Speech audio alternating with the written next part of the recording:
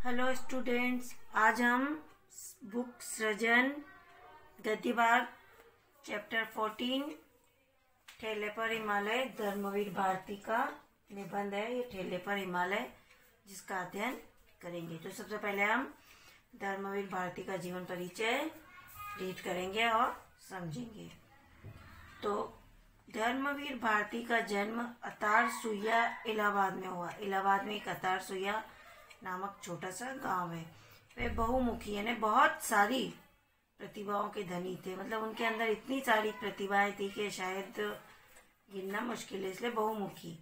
उन्होंने एक काव्य, उपन्यास, नाटक, कहानी, निबंध तथा आलोचना सभी विधाओं में सृजन किया है। सृजन माने मतलब निर्माण किया है, रचना की है। साप्ताहिक पत्रिका धर्मयुग का संपादन, ये अंडरलाइन कीजिए, साप्ताहिक पत्रिका धर्मयुग का संपादन कर वे काफी लोकप्रिय हुए। मतलब उसके बाद इनको ज्यादा प्रसिद्धि प्राप्त हुई है। इससे पूर्व भारतीय इलाहाबाद विश्वविद्यालय में हिंदी के प्राध्यापक व कुछ समय तक साप्ताहिक संगम के संपादक भी रह चुके। मतलब कुल मिला के इन्होंने हिंदी विभागों में कार्य किया है।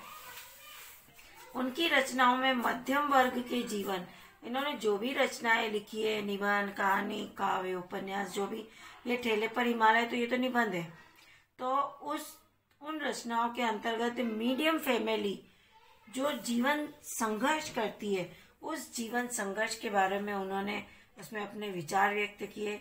भारतीय संस्कृति के स्वर्णिम मूल्य, मतलब हमारे भारत की संस्कृति कितनी अमूल्य है उसके बारे में, तथा लोक जीवन की सजीव जाति, लोक जीवन यानी ये सामान्य व्यक्ति जो होते हैं और इनका जो जीवन होता है, इन लोगों के बारे में इनकी जीती जागती तस्वीर प्रस्तुत की है इन्होंने अपने लेखों के अंदर, मतलब अपने साहित्य के अंदर।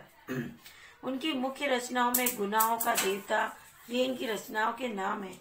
सूरज का सातवां घोड़ा, 11 सपनों का देश, ये उपन्यास है। ठंडा लोहा, 7 गीत, वर्ष, कनुप्रिया, सपना अभी भी वह अत्यंत, ये काव्य है।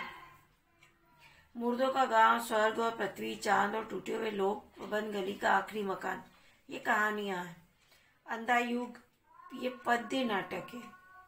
ठेले पर हिमालय जो भी हम अध्ययन करेंगे, ये निबंध है। कहानी अन कहानी व पश्यंती, ये निबंध है जिसमें से एक निबंध अभी हम पढ़ेंगे। इनके अतिरिक्त तो उन्होंने रेखा चित्र, आलोचना, एकांकी, नाटक, संस्मरण, ये सब गति की विधाएं हैं। ये आलोचना, एकांकी, नाटक, निबंध, कहानी, उपन्यास, संस्मरण तथा यात्रा विवरण विधा में भी उल्लेखनीय सृजन कर पाठकों का दिल जीता है।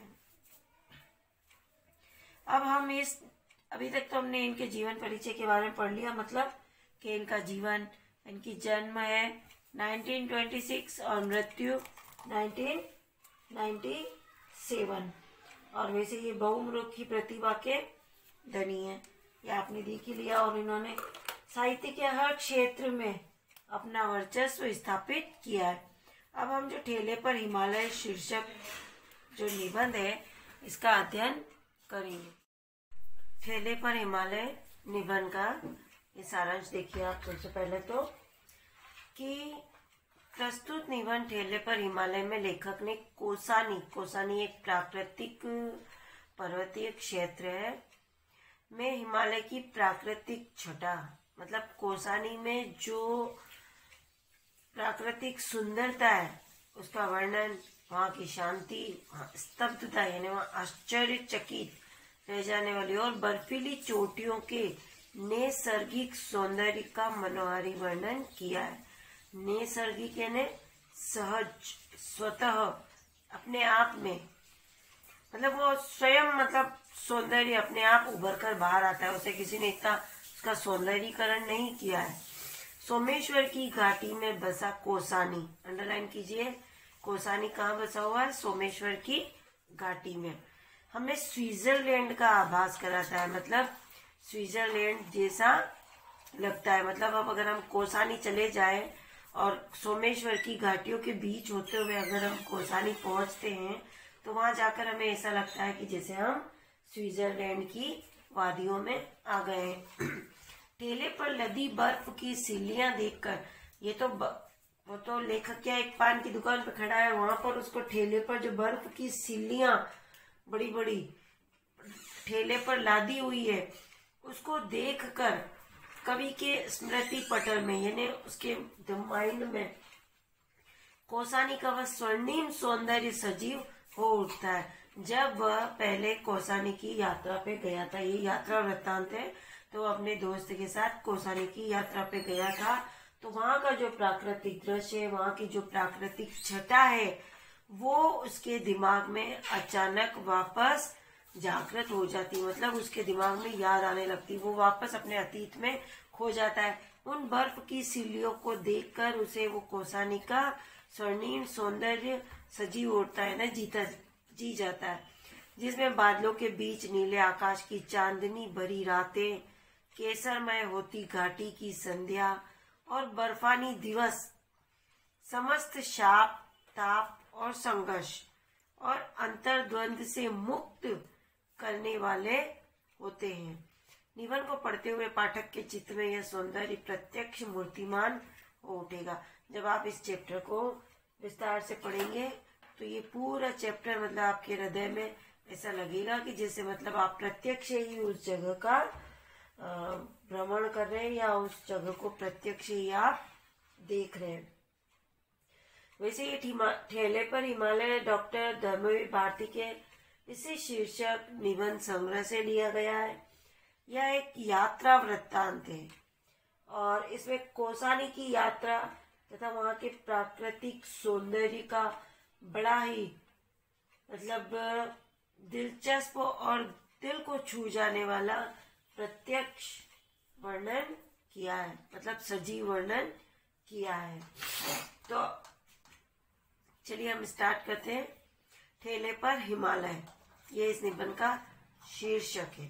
अब सबसे पहले तो ये देखिए कि ये शीर्षक भी लेखक के दिमाग में कैसे आया। तो ठेले पर हिमालय खासा दिलचस्प शीर्षक है ना, और यकीन कीजिए इसे बिल्कुल ढूंढना नहीं पड़ा। लेखक कह रहा है कि बहुत अच्छा शीर्षक है और इसे ढूंढने में ज्यादा मेहनत भी नहीं लगी। बैठे बिठाए मिल गया। अभी कल की बात है, एक पान की दुकान पर मैं अपने गुरुजन उपन्यासकार मित्र के साथ खड़ा था कि ठेले पर बर्फ की सीले लादे हुए बर्फ वाला आया। ठंडे चिकने चमकते बर्फ से भाप उड़ रही थी। मेरे मित्र का जन्म स्थान अल्मोड़ा है। वे क्षण भर उस बर्फ को देखते रहे, उठती हुई भाप में खोए रहे और खोए खोए से ही बोले, यही बर्फ तो है हिमालय की शोभा।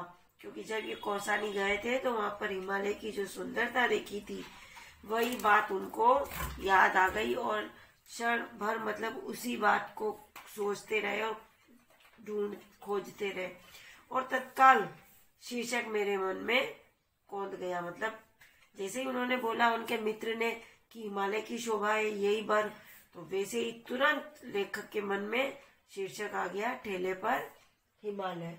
ऐसे इसका निर्माण हुआ।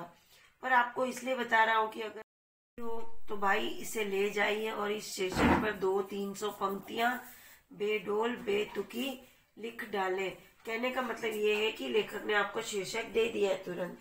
अब आप इस शीर्षक के ऊपर अगर कोई पंक्तियां लिखना चाहें और नए नए कवि हैं तो आपको शीर्षक को ढूंढने की मशक्कत नहीं करनी पड़ेगी।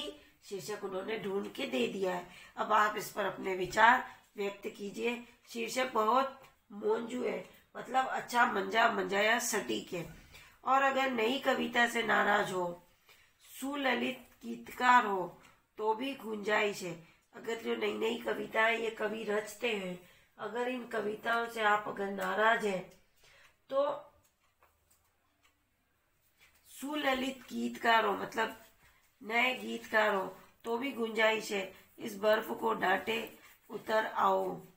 तो देखिए कवि ये कहना चाहता है कि जो यात्रा वृत्तांत का नाम रखा है ठेले पर हिमालय, यह आकर्षक शीर्षक है और इस शीर्षक की तलाश उनको नहीं करनी पड़ी।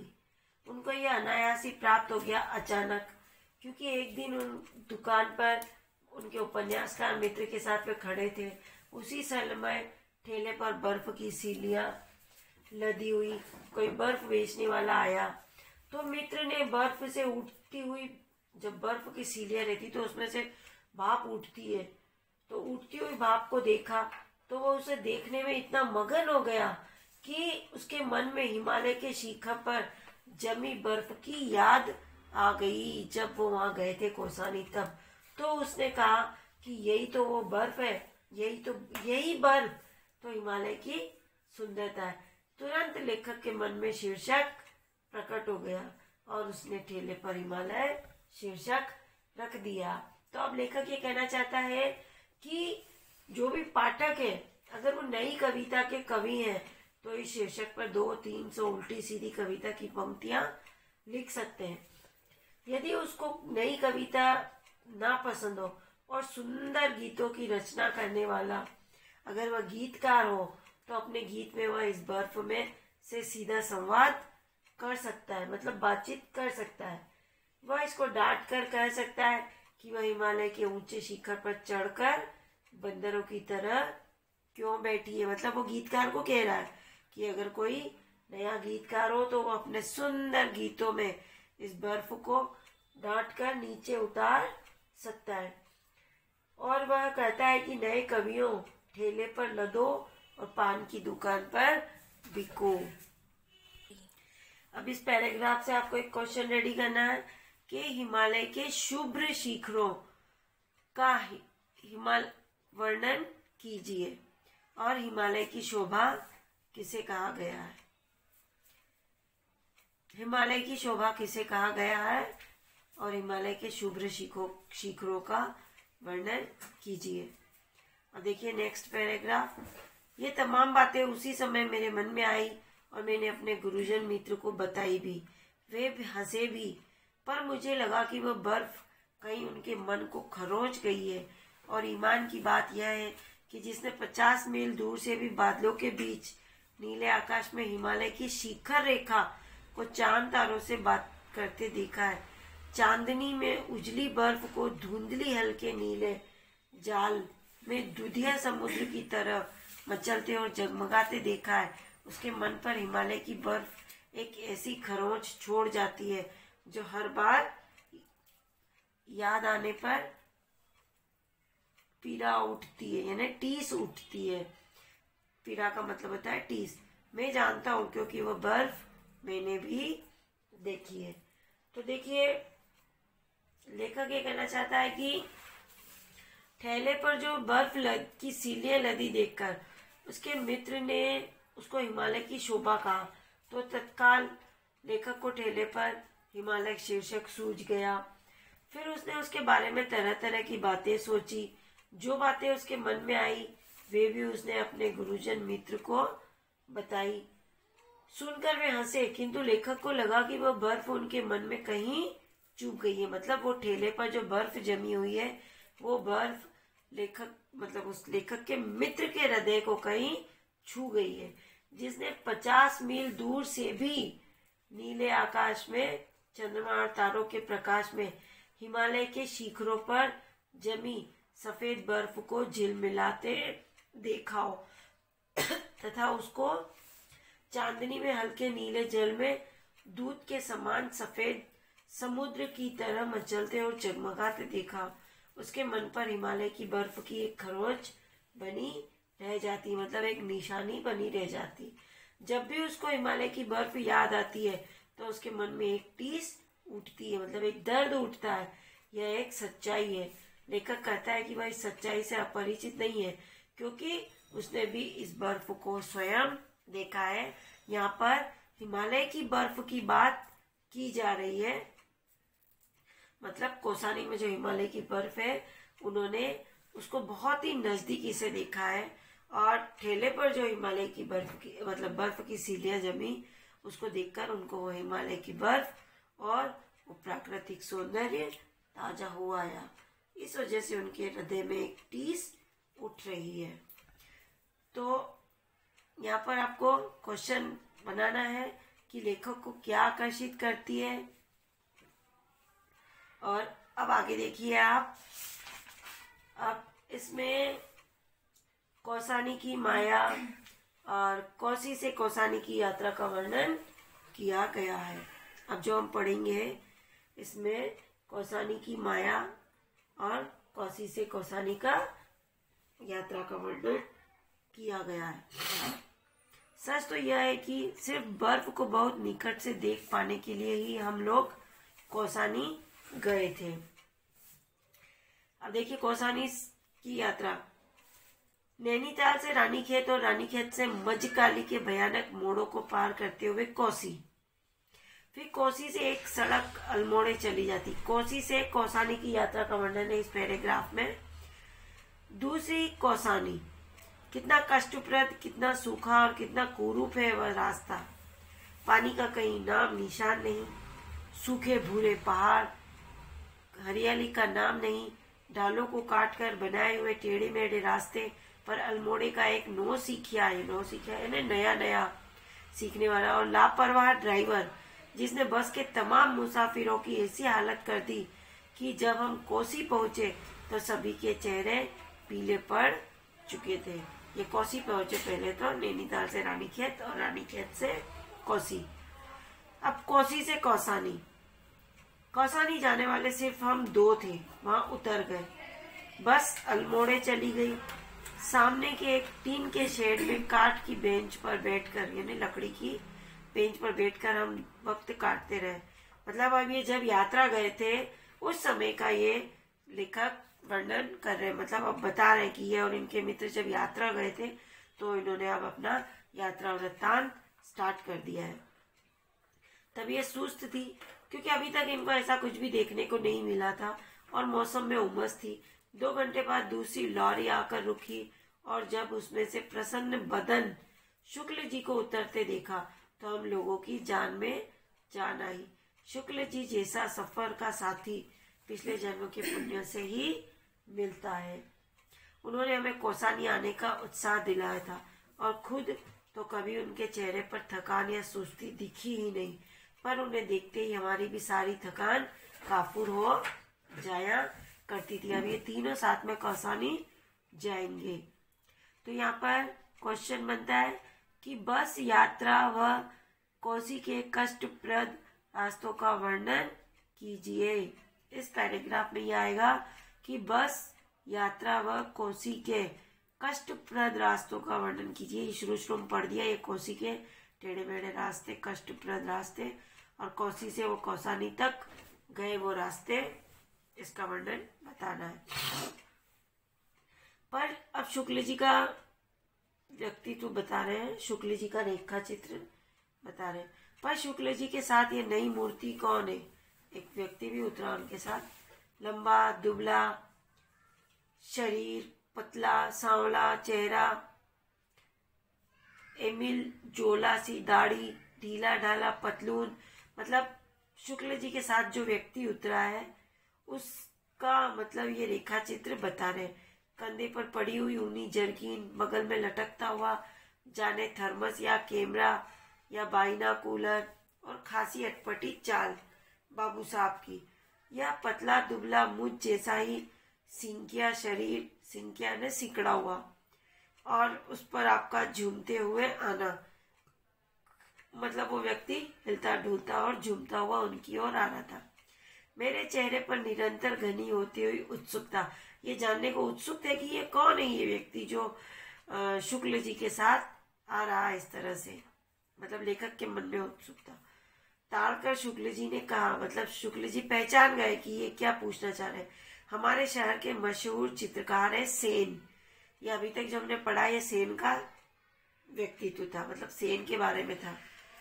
अकादमी से इनकी कृतियों पर पुरस्कार मिला है। उसी रुपए से घूमकर छुट्टियां बिता रहे हैं।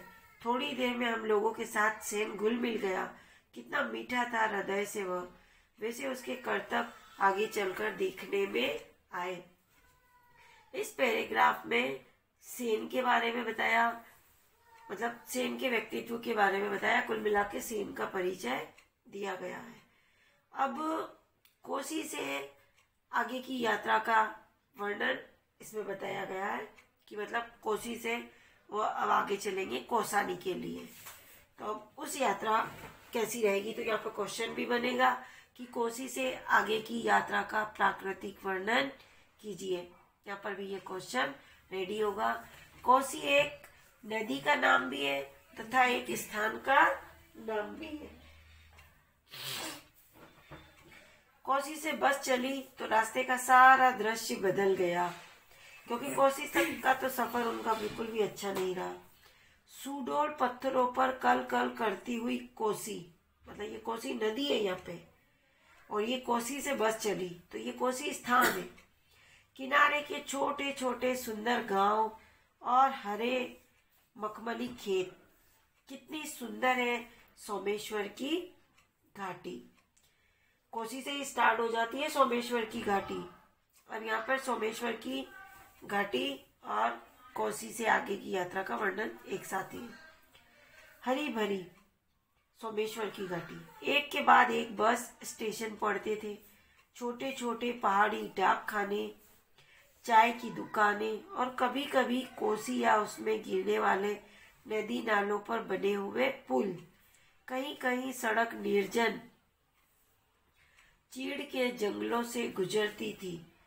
टेढ़ी मेढ़ी ऊपर नीचे रेंगती हुई कंकरीली, ये पिछले साल आया था। कहीं कहीं सड़क निर्जन चीड़ के जंगलों से गुजरती थी कि इसमें कौन सी शब्द शक्ति है।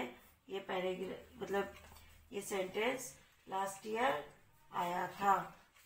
ये कौन सी शब्द शक्ति है।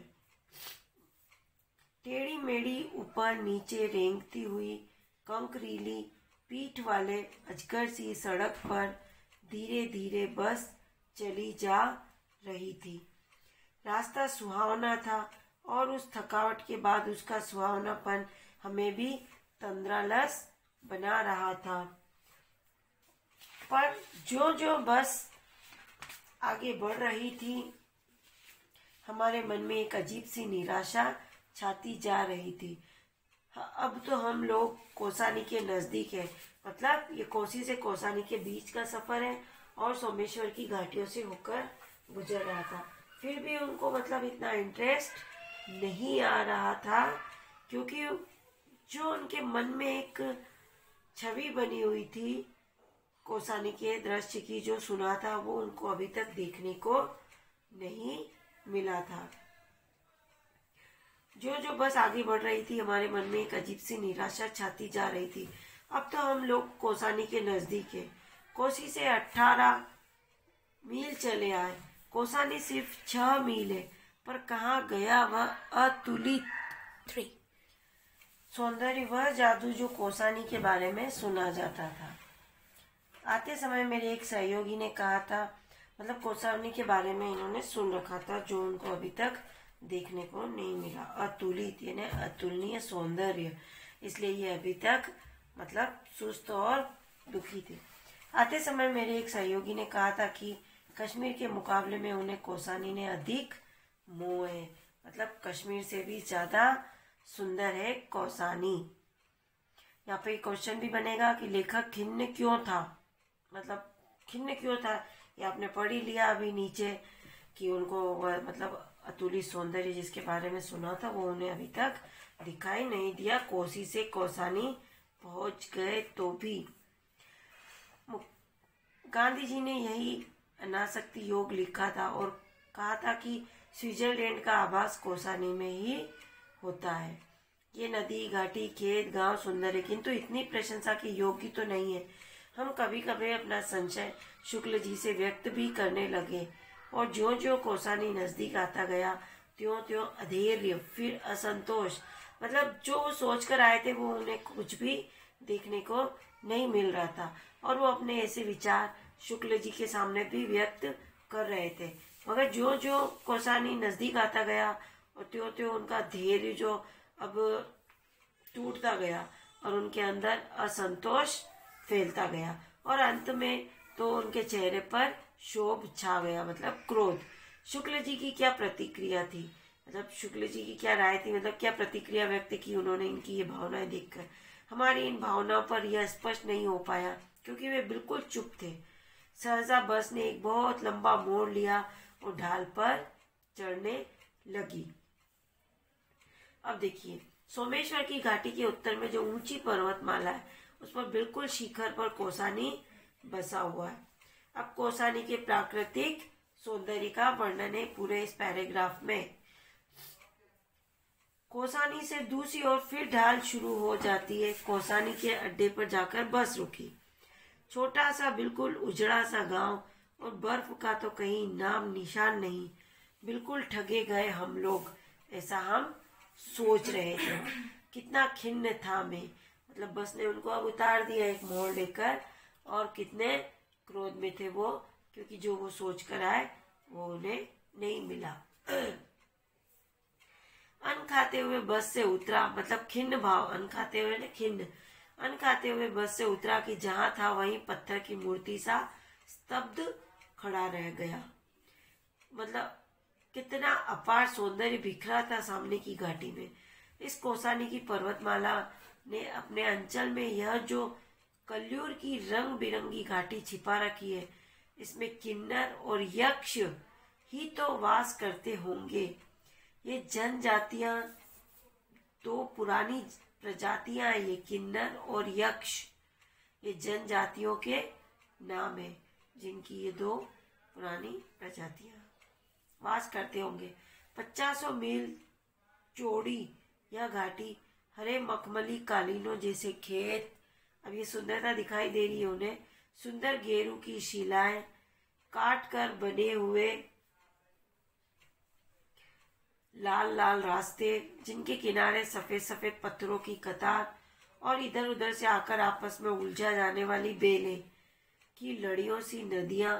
मन में बेसाख्ता यानी यकायक यही आया कि इन बेलों की लड़ियों को उठाकर कलाई में लपेट लूं, आंखों से लगा लूं। अकस्मात हम एक दूसरे लोक में चले गए। इतना सुकुमार, इतना सुंदर, इतना सजा हुआ और इतना निष्कलंक की लगा कि इस धरती पर जो जूते उतार कर पांव पोंछकर आगे बढ़ना चाहिए। मतलब वो उस सुंदरता को देखते हुए बात कर रहे हैं, मतलब उस प्राकृतिक छटा को देखकर वो अपने बता रहे हैं कि मतलब उस पर वो चप्पल जूते पहनकर भी जाना नहीं चाहते, क्योंकि वो प्राकृतिक सुंदरता गंदी हो जाएगी। कहने का मतलब कि लेखक ये कहना चाहते हैं कि जैसे वो बस से उतरे तो वो खिन्न थे, लेकिन सामने की घाटी में जैसे ही उनकी दृष्टि पड़ी तो वहां अपार प्राकृतिक सौंदर्य भरा पड़ा था।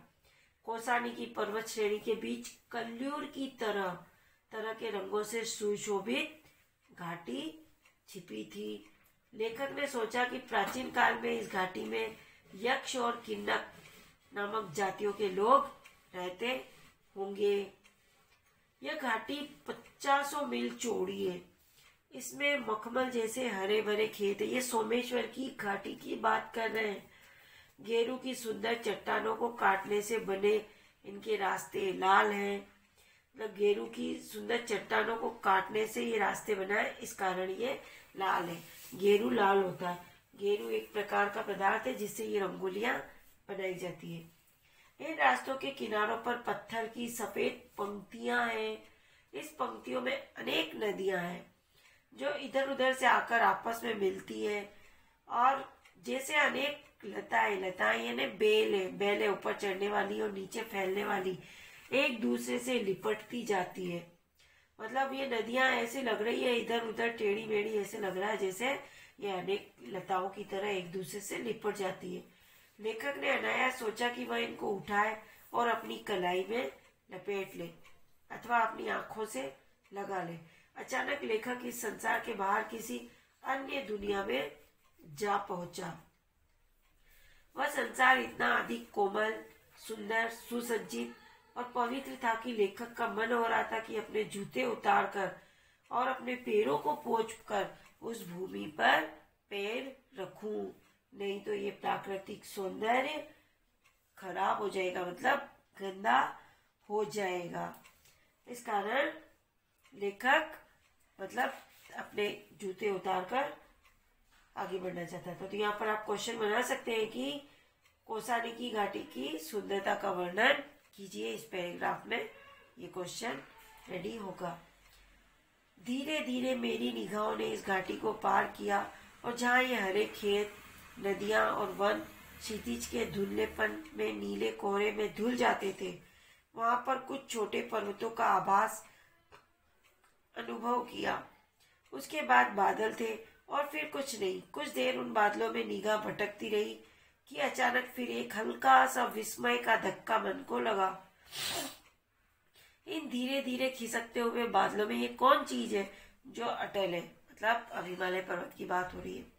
यह छोटा सा बादल के टुकड़े सा, और कैसा अजब रंग है इसका, न सफेद, न रूप हला, न हल्का नीला, पर तीनों का आभास देता है।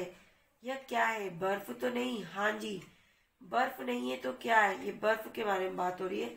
अकस्मात बिजली सा यह विचार मन में कौंधा कि इस घाटी के पार वह नगाधिराज पर्वत सम्राट हिमालय है। ये हिमालय पर्वत की बात हो रही थी। ये इतनी, इन बादलों ने उसे ढक रखा है।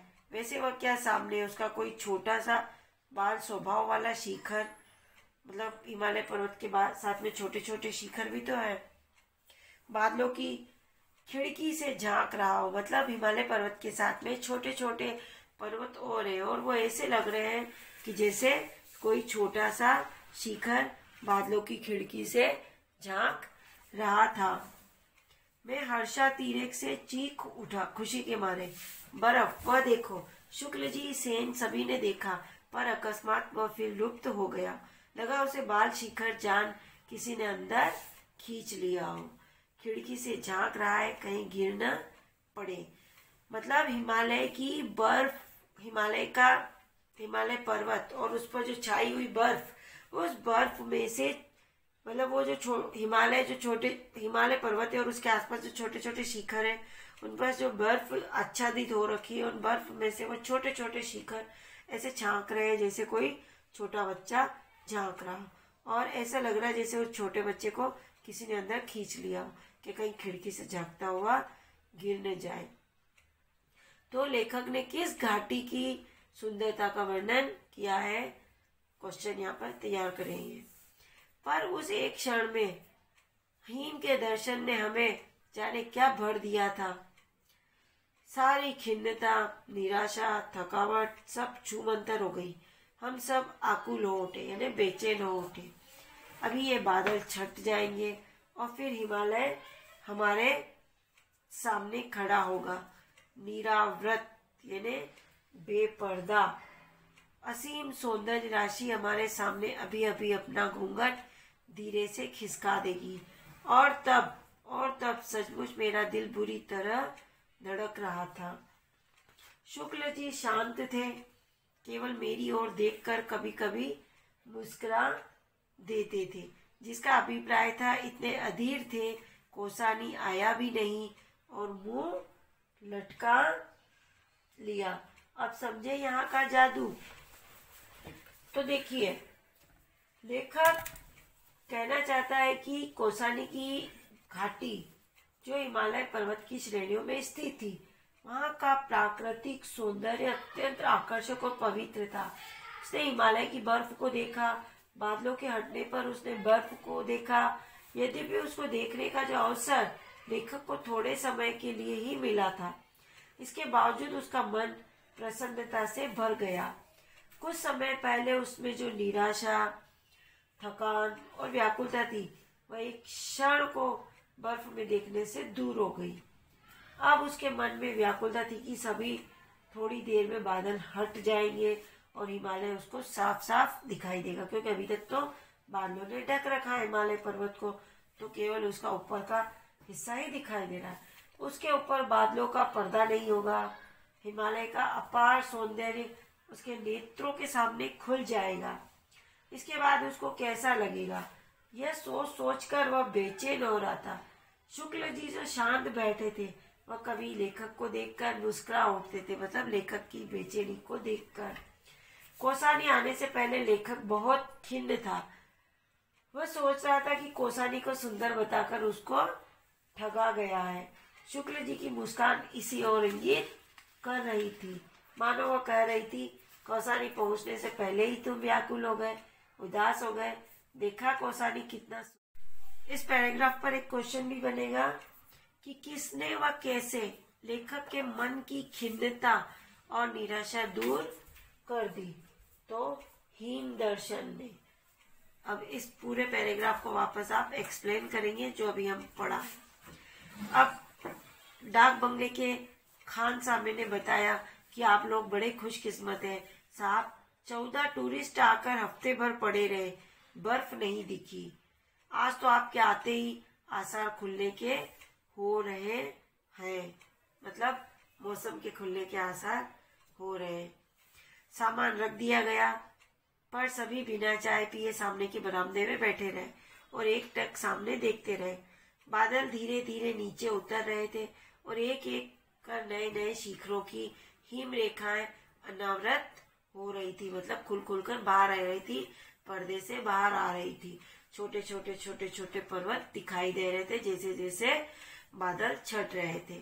और फिर सब खुल गया। बाईं ओर से शुरू होकर दाईं ओर गहरे शून्य में धंसती जाती हुई हिम शिखरों की उबड़ खाबड़ रहस्यमयी रोमांचक श्रृंखला।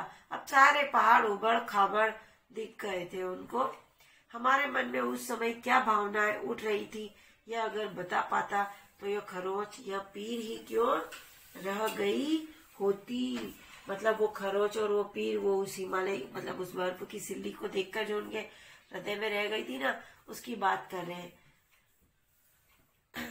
सिर्फ एक धुंधला सा संवेदन यानी अनुभूति इसका अवश्य था कि जैसे बर्फ की सील के सामने खड़े होने पर मुंह पर ठंडी ठंडी भाप लगती है, वैसे ही हिमालय की शीतलता माथे को छू रही है और सारे संघर्ष, सारे अंतर्द्वंद, सारे ताप जैसे नष्ट हो रहे हैं। क्यों पुराने साधकों ने देविक और भौतिक, देहिक का मतलब है शरीर से संबंधित, देविक का मतलब है आत्मीय संबंधी यानी देव संबंधी, और भौतिक का मतलब है सांसारिक संबंधी।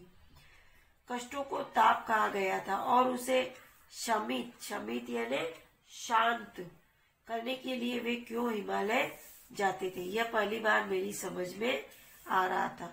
लोग शांति प्राप्त करने के लिए तो हिमालय आते थे, मतलब इस सांसारिक और शरीर इन सब से मुक्ति पाने के लिए, इन सब के से दुखों से मुक्त होने के लिए ही तो व्यक्ति हिमालय जाता है, शांत वातावरण में। और अकस्मात एक दूसरा तथ्य मेरे मन में क्षितिज पर उदित हुआ। मन के क्षितिज पर कितनी कितनी पुरानी है यह हिम राशि, जाने किस आदिम काल से यह शाश्वत, आदिम काल यानी अत्यंत प्राचीन काल से शाश्वत अविनाशी हिम शिखरों पर जमा हुआ है।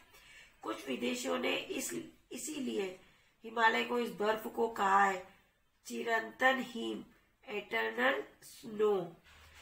चिरंतन हिम का मतलब होता है सदा स्थायी रहने वाला। सूरज ढल रहा था और सुदूर शिखरों पर दर्रे, ग्लेशियर, ढाल, घाटियों का क्षीण आभास मिलने लगा था। आतंकित मन से मैंने सोचा था कि पता नहीं इन पर कभी मनुष्य का चरण पड़ा भी है या नहीं। यह अनंत काल से इन सूने बर्फ ढके दर्रों में सिर्फ बर्फ के अंदर हु करते हुए बहते रहे हैं। कहने का मतलब ये कि लेखक कहना चाहता है कि मन में उठने वाली, मतलब इन हिमालय पर्वतों को देखकर मन में उठने वाली भावनाओं को बताना कठिन ही नहीं असंभव था। जिस प्रकार बर्फ की सील के पास खड़े होने पर उसकी ठंडी भाप मुंह पर लगती है, उसी तरह हिमालय का ठंडापन उसके माथे पर पड़ रहा था, लेखक के माथे पर, जब उन्होंने हिमालय के दर्शन किए। उसकी अस्पष्ट अनुभूति हो रही थी। हिमालय की शीतलता के प्रभाव से उसके मन के सभी कष्ट, संघर्ष और अनिश्चय मिटते जा रहे थे। यहाँ आकर लेखक को पहली बार यह बात समझ में आई कि पुराने जो तपस्वी ऋषि मुनि इसी कारण हिमालय पर आते थे। उन्होंने मनुष्य के 3 तरह के कष्टों का उल्लेख किया है। ऋषि मुनियों ने किया है मनुष्य के 3, एक तो शारीरिक, आत्मिक और सांसारिक। ये मतलब यही कष्ट है जो हिमालय पर जाने पर समाप्त हो जाते हैं। इसीलिए तो ऋषि मुनि वहां जाते हैं और तपस्या करते हैं।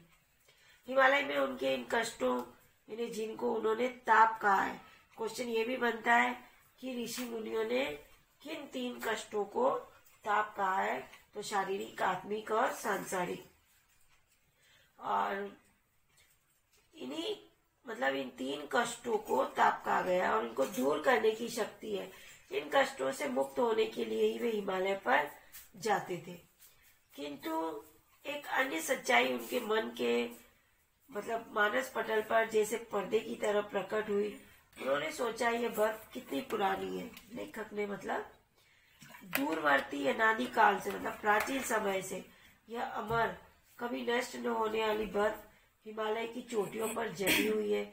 इसी विशेषता के कारण कुछ विदेशियों ने इस बर्फ को एटर्नल स्नो अर्थात सदा जमी रहने वाली बर्फ कहा है। तो ये क्वेश्चन भी बन सकता है कि कुछ विदेशियों ने इसे एटर्नल स्नो क्यों कहा है। सूरज अस्त होने वाला था।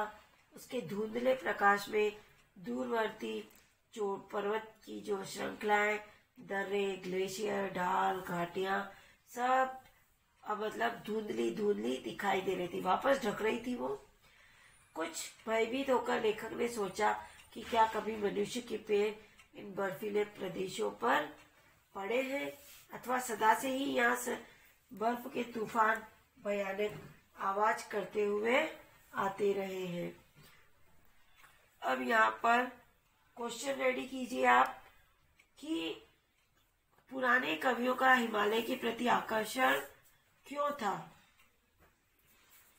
और साधक किन 3 तापों से मुक्ति पाने के लिए कहा है। साधक को किन 3 तापों से मुक्ति पाने के लिए कहा और क्यों। अब सूर्यास्त का वर्णन करेंगे। तो देखिए, सूरज डूबने लगा और धीरे धीरे ग्लेशियरों में पिघली केसर बहने लगी। मतलब सब सूरज डूबने लगता है ना, तो वहां का आसमान एकदम ऑरेंज हो जाता है, इसलिए वो पिघली केसर बोला है। बर्फ कमल के लाल फूलों में बदलने लगी। घाटियां गहरी पीली हो गई। ये पूरा सूर्यास्त का वर्णन है।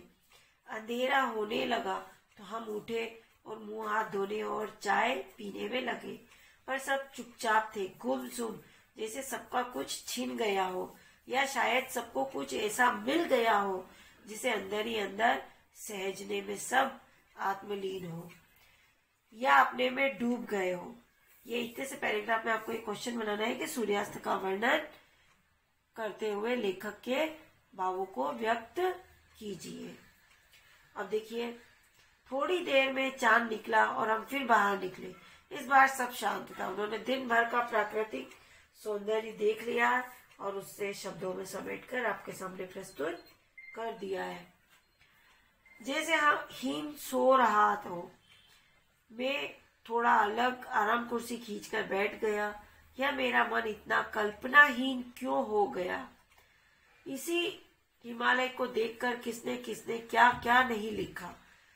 मतलब वहां का दृश्य ऐसा था कि अच्छे अच्छे लोग वहां जाकर कविताएं लिखने लग जाते। लोगों की कल्पना शक्तियां चरम सीमा पर पहुंच जाती है। लेकिन लेखक जो है वो तो कल्पनाहीन हो गया। उसकी कल्पना शक्ति ने तो काम करना ही बंद कर दिया है। उसके अंदर एक अजीब सा भाव उमड़ रहा है और मेरा मन है कि एक कविता तो दूर, एक पंक्ति, हाय एक शब्द भी तो नहीं जानता। पर कुछ नहीं, यह सब कितना छोटा लग रहा है इस हिम सम्राट के समक्ष। मतलब उस हिमालय के सामने कवि अगर कुछ नहीं लिख पा रहा है, नहीं लिखने के भाव नहीं आ रहे, उनकी कल्पना शक्ति नहीं जाग रही है, तो वो बहुत छोटी है। उनको तो हिम सम्राट के दर्शन हो गए। ये उनकी कल्पना शक्ति से भी बड़ी बात है। हाय, एक शब्द भी तो नहीं जानता, पर कुछ नहीं, यह सब कितना छोटा लग रहा है इस हिम सम्राट के समक्ष। पर धीरे धीरे लगा कि मन के अंदर भी बादल थे जो छट रहे। कुछ ऐसा उभर रहा है जो इन शिखरों की ही प्रकृति का है, कुछ ऐसा जो इसी ऊंचाई पर उठने की चेष्टा कर रहा है ताकि इनसे इन्हीं के स्तर पर मिल सके। लगा यह हिमालय बड़े भाई की तरह ऊपर चढ़ गया है और मुझे छोटे भाई को नीचे खड़ा हुआ कुंठित और लज्जित देखकर थोड़ा उत्साहित भी कर रहा है। स्नेह भरी चुनौती भी दे रहा है। हिम्मत है, ऊंचे उठोगे। तो देखिए, कहने का मतलब कि कवि कहना चाह रहे हैं कि इसमें वो क्या, मतलब लेखक कहना चाह रहे हैं कि वो क्या बताना चाह रहा है कि थोड़ी देर के पश्चात जब आकाश में चंद्रमा उदय हो गया, सूर्यास्त हो गया और चंद्रमा उदय हुआ, तो उसकी चांदनी फैल गई, तो सभी लोग उठकर बाहर आ गए। इस समय सब जगह शांति फैली हुई थी। ऐसा लग रहा था जैसे बर्फ को भी नींद आ गई है। लेखक ने आराम कुर्सी उठाई और अकेला बैठ गए साइड में। सोचने लगा कि हिमालय के प्राकृतिक सौंदर्य को देखकर भी उसके मन में कुछ कविता लिखने के भाव क्यों नहीं उठ रहे हैं। उनकी कल्पना शून्य क्यों हो गई है, मतलब उनकी कल्पना, उनका इमेजिन करने की पावर वो एकदम नष्ट क्यों हो गई है।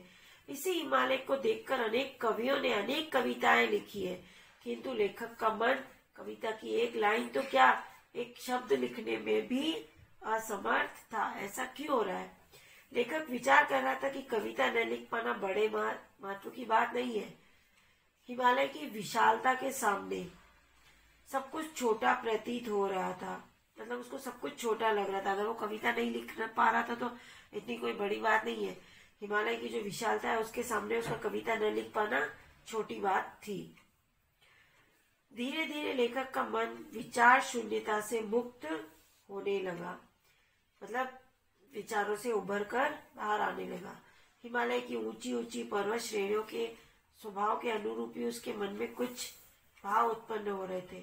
इन भावों में कुछ ऐसा था जो उसे हिम शिखरों की ऊंचाई तक उठाने का प्रयत्न कर रहा था। मतलब हिमालय की ऊंचाई को देखकर लेखक को उसके मन में जो विचार आ रहा था कि जिससे वो उन हिम शिखरों के साथ समानता के भाव के साथ मिल सके।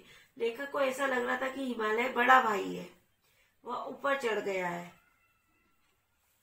वह अपने छोटे भाई लेखक को नीचे उत्साहहीन तथा लज्जित खड़े देखकर उसका उत्साह बढ़ा रहा है। मतलब कहने का मतलब हिमालय पर्वत लेखक के सामने सीना ताने खड़ा हुआ ऊपर खड़ा है। वो लेखक को मोटिवेट कर रहा है कि तुम भी ऊपर चढ़ जाओ, ऊंचाई पर चढ़ो, आगे बढ़ते रहो। वह प्रेम पूर्वक उसको ललकार रहा है, मतलब चुनौती दे रहा है कि क्या वह भी ऊंचा और श्रेष्ठ बन सकता है हिमालय पर्वत की तरह। तो यहाँ पर आप क्वेश्चन लिखेंगे कि लेखक के मन को किसने और क्या प्रेरणा मिल रही है, मतलब किससे और क्या प्रेरणा मिल रही है।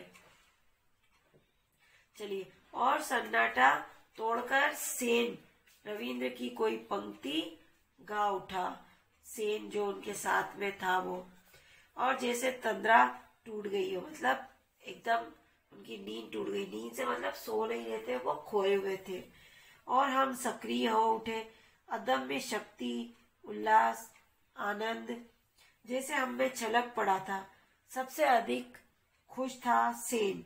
बच्चों की तरह चंचल, चिड़ियों की तरह चहकता हुआ बोला, भाई साहब, हम तो वंडर स्ट्रक है कि यह भगवान का क्या क्या करतूत इस हिमालय में होता है। इस पर हमारी हंसी मुश्किल से ठंडी हो पाई थी कि अकस्मात वह शीर्षासन करने लगा। अब वो उन सबका मनोरंजन कर रहा है सेन। पूछा गया तो बोला, हम नए पर्सपेक्टिव से हिमालय देखेगा, मतलब नए नजरिए से। बाद में मालूम हुआ कि वह बम्बई की अत्याधुनिक चित्रशैली से थोड़ा नाराज है और कहने लगा, वो सब जीनियस लोग शेर का बल खड़ा होकर दुनिया को देखता है, इसी से हम भी सिर का बल हिमालय देखता है। मतलब वो वहां पर सबका मनोरंजन कर रहा है और सिर नीचे पांव ऊपर करके शीर्षासन करके उनसे इस तरह की बातें कर रहा है। दूसरे दिन घाटी में उतरकर 12 मील चलकर हम बैजनाथ पहुंचे, जहां गोमती बहती है, गोमती नदी। गोमती की उज्जवल जल राशि में हिमालय की बर्फीली चोटियों की छाया तैर रही थी। पता नहीं उन शिखरों पर कब पहुंचूं, पर उस जल में तैरते हुए हिमालय से जी भर कर भेंटा उसमें डूबा रहा। मतलब भेंटा यानी उनसे मिला। उस गोमती नदी में जो हिमालय पर्वत की जो बर्फीली चोटियों की जो परछाई पड़ रही थी, उससे वह जी भरकर मिला। क्योंकि लेखक सोच रहा था कि मैं उस हिमालय पर्वत पर तो पता नहीं कब चढ़ूंगा, कब पहुंचूंगा, लेकिन जो नीचे उसमें परछाई दिख रही थी वो उसमें जी भरकर उनसे मिला, उसमें डूबा रहा। आज भी उसकी याद आती है तो मन पिरा उठता है, मतलब दुखी हो उठता है, टीस उठती। कल ठेले के बर्फ को देखकर वह मेरे मित्र उपन्यासकार जिस तरह स्मृतियों में डूब गए, उस दर्द को समझता हूँ। और जब ठेले पर हिमालय की बात कहकर हंसता हूँ तो वह उस दर्द को भुलाने का ही बहाना है। वे बर्फ की ऊंचाइयां बार बार बुलाती है और हम है कि चौराहे पर खड़े ठेले पर लदकर निकलने वाली बर्फ को ही देखकर मन बहला लेते। किसी ऐसे ही क्षण में ऐसे ही ठेलों पर लदे हिमालयों से घिरकर ही तो तुलसी ने नहीं कहा था, कब हुक यो यही रहनी रहोगे, मैं क्या कभी ऐसे भी रह सकूंगा वास्तविक हिम शिखरों की ऊंचाइयों पर। और तब मन में आता है कि फिर हिमालय को किसी के हाथ संदेशा भेज दूं। नहीं बंधु, आऊंगा मैं, फिर लौट लौट कर वहीं आऊंगा। उन्हीं ऊंचाइयों पर तो मेरा आवास है, वही मन रमता है। मैं करूं तो क्या करूं। तो देखिए लेखक अंत में कहना चाहता है कि हिमालय के बर्फ से ढके शिखर लोगों को बार बार बुलाते हैं, किंतु मैं वहां न जाकर चौराहे पर खड़े ठेले पर लदी हुई बर्फ की सीढ़ियों को देखकर ही प्रसन्न हो जाते हैं। कभी महाकवि तुलसीदास भी ऐसे ही ठेले पर लदे हिमालयों से गिर गए थे, अर्थात सांसारिक मोह माया ने उनको अपने आकर्षण में जकड़ लिया था। उस समय उनसे मुक्ति होने का विचार उनके मन में प्रकट हुआ था और उन्होंने प्रार्थना की थी कि वह भगवान राम की कृपा से इस मोह माया से मुक्त जीवन जीने का अवसर पाएंगे। लेखक सोच रहा था कि क्या वह भी इसी तरह वास्तविक हिम शिखर की ऊंचाइयों पर रह सकेगा। कहने का तात्पर्य यह है कि जीवन के चिरंतन सत्य को जान सकेगा। वास्तविक जीवन की कामना से प्रेरित होकर हिमालय के पास संदेशा भेजना चाहता है लेखक। वह पुनः उसके पास आएगा, ये संदेशा लेखक भेजना चाहता है। वहां पर वह हिमालय को स्वयं को आने का विश्वास दिलाता है। वह कहता है कि वह बार बार वहीं आएगा।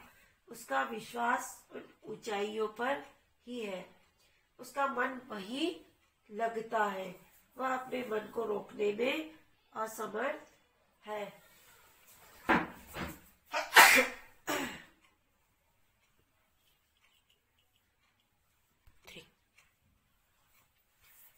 इसके क्वेश्चन आंसर देखिए आप। ये शब्दार्थ आप एक बार पढ़ लेना। और वस्तुनिष्ठ, नैनीताल से कोसी जाने वाली सड़क को लेखक ने कैसी बताया है, उबड़ खाबड़ और कष्टप्रद। शुक्ल जी के साथ एमिल जोलासी दाढ़ी वाला युवक कौन था? चित्रकार था वो, सेन चित्रकार।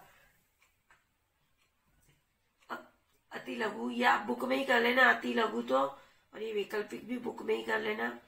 लेखक का मित्र ठेले पर बर्फ देखकर खोया खोया सा क्यों हो गया था?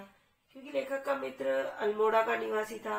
उसको ठेले पर बर्फ देखकर हिमालय के शिखरों की बर्फ याद आ रही थी जब वो यात्रा करने गए थे उस समय। लेखक ने किससे मिलने पर यह कहा कि उन जैसा साथी तो सफर में पिछले जन्म के पुण्य से ही मिलता है? शुक्ल जी के। लेखक की सारी निराशा व खिन्नता कब दूर हुई? जब लेखक ने कौसानी में हिम शिखरों पर जमी बर्फ देखी तब। त्रिताप कौन कौन से हैं?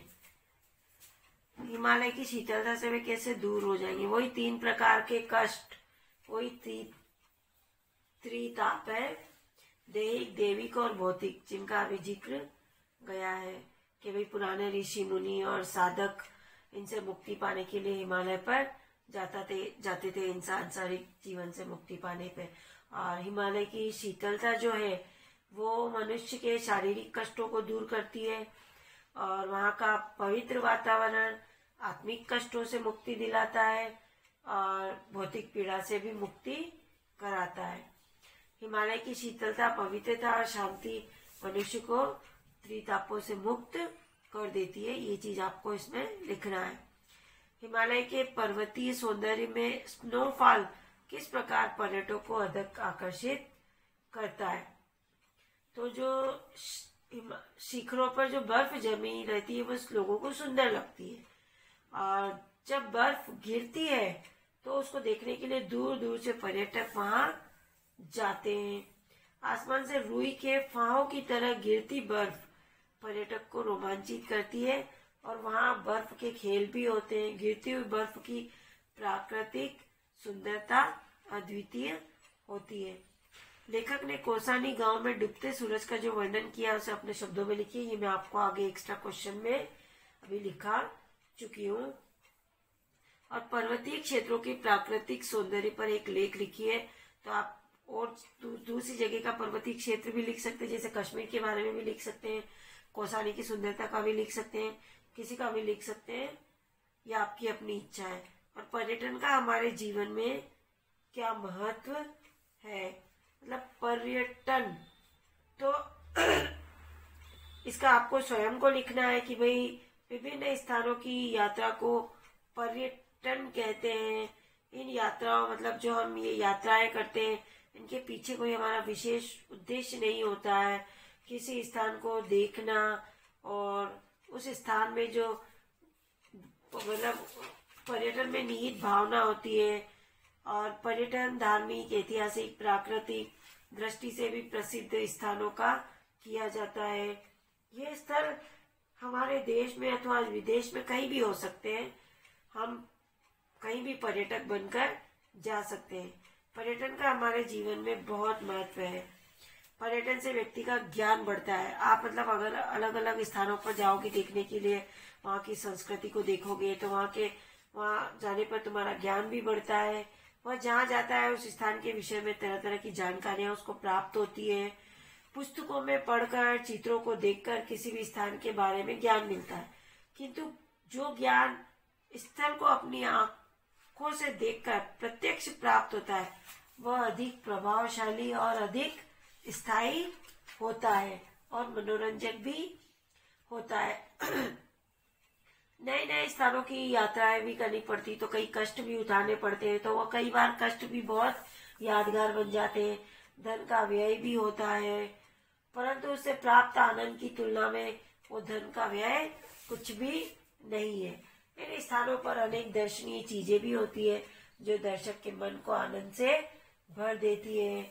और ऐतिहासिक स्थल, इमारतें, संग्रहालय, इतिहास संबंधी पुस्तकें आदि सभी से पढ़ने पर अधिक जानकारियां महत्वपूर्ण होती है। वहां जाकर हम उस काल युग से स्वयं मिल सकते हैं, मतलब पर्यटक स्थलों पर जाकर।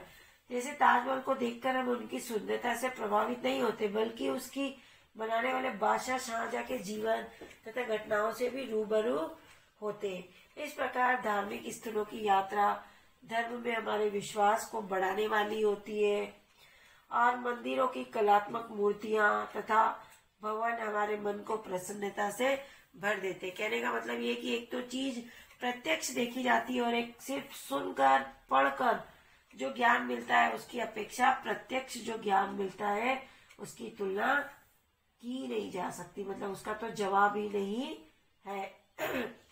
और प्राकृतिक स्थानों पर, पर्वतों, वनों, समुद्र आदि पर जो आनंद हमें प्राप्त होता है, इन स्थानों पर प्रकृति को निकट से देखने का अवसर भी मिलता है। और पर्वत की चोटियों पर जो सफेद बिल्कुल रुई के समान चमकीली जो विविध प्रकार की मतलब जो बर्फ होती है और उन बर्फ के वहां पर विविध प्रकार के जो वृक्ष होते हैं, लताएं होती है, उनमें रहने वाले जीव जंतु, इन सब का हमें मतलब ज्ञान प्राप्त होता है, इन सब की नॉलेज मिलती है।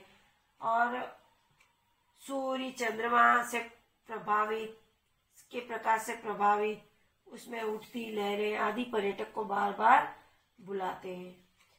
तो पर्यटन की प्रेरणा देते हुए वे कहते हैं कि सैर कर दुनिया की, मतलब किसी कवि ने कहा है कि सैर कर दुनिया की, गाफिल जिंदगानी फिर कहाँ, जिंदगानी भी मिली तो नौजवानी फिर कहाँ।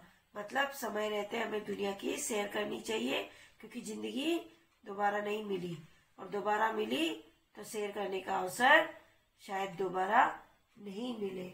इसलिए हमें घूमना चाहिए, सैर करनी चाहिए और वहाँ की संस्कृति और वहाँ की सुंदरता को आत्मसात करना चाहिए। अभी आपका चैप्टर यहीं खत्म होता है। इसका सारा काम अपनी कॉपी में करेंगे आप, और एक्स्ट्रा क्वेश्चन जो भी है उसे भी आप अपनी